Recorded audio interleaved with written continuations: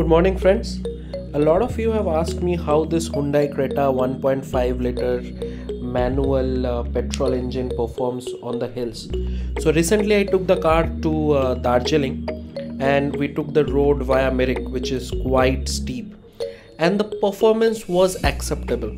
Okay, so this is a naturally aspirated petrol engine, not a diesel engine with a lot of torque, or with a turbocharged petrol engine which also has a lot of torque. So the torque figures are average, and in this kind of scenarios where you have to climb very steeply, the only option to do it is in the first or the second gear.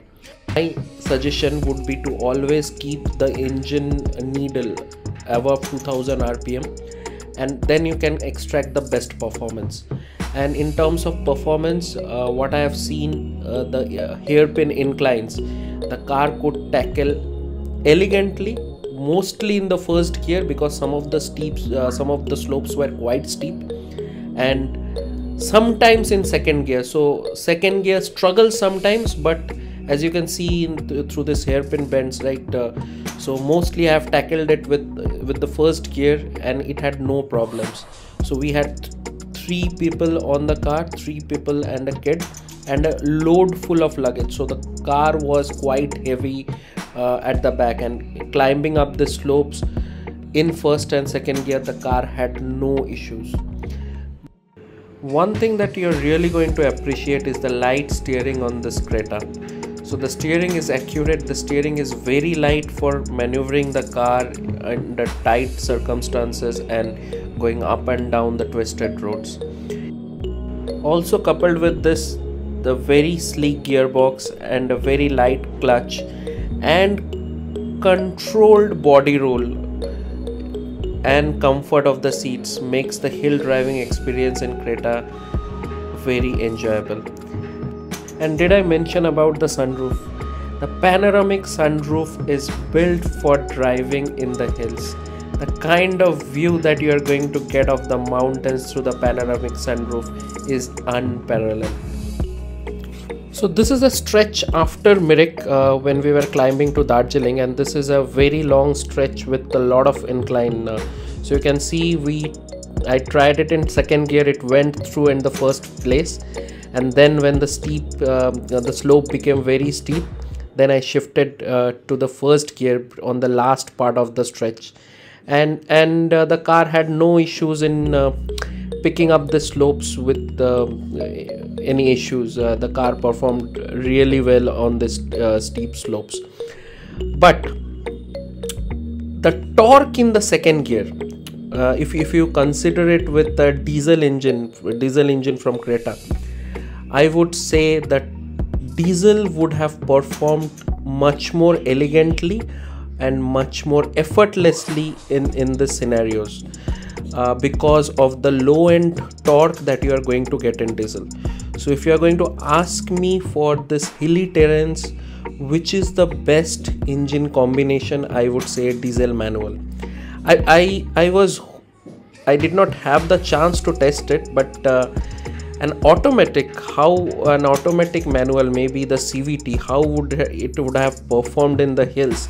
I would be very interested to know. So anyone who uses the CVT in the steep hills can comment below how is the performance of the automatic in the hills, because with manual you have a lot of control over this acceleration and the inclines, and you can shift whenever you need. When automatic, there would be a certain delay, and how it performs in extremely steep conditions, that is something that I want to know from anyone who is using the Creta CVT or the IVT version.